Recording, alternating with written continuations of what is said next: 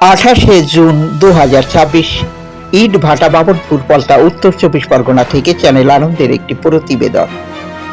Matua United club আয়োজিত এক সংবর্ধনা প্রদান অনুষ্ঠানে এলেন খাদ্যমন্ত্রী অশোক কীর্তনিয়া।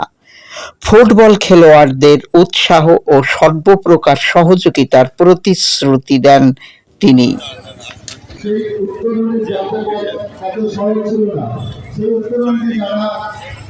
সর্বতভাবে সহযোগিতা দিয়ে এবং তাদের প্রচেষ্টায় আজকে এই মতুয়া ইউনাইটেড ক্লাব ফুলের তোড়া দিয়ে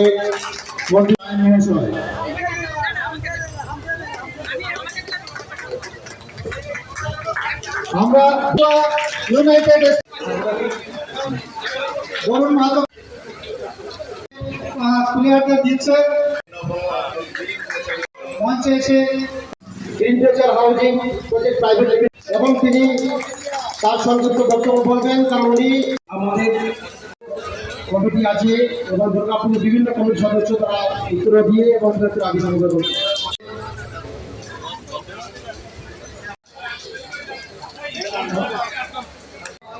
তার মধ্যে ছবিটা শেয়ার করে নেবেন,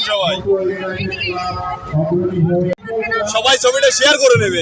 নতুন ফুটবল টিম যেটা হয়েছে তাদের পাশে তারা সর্বাত্মক নতুন যে টিমটা আছে এদের পেছনে সাপোর্ট আর্থিক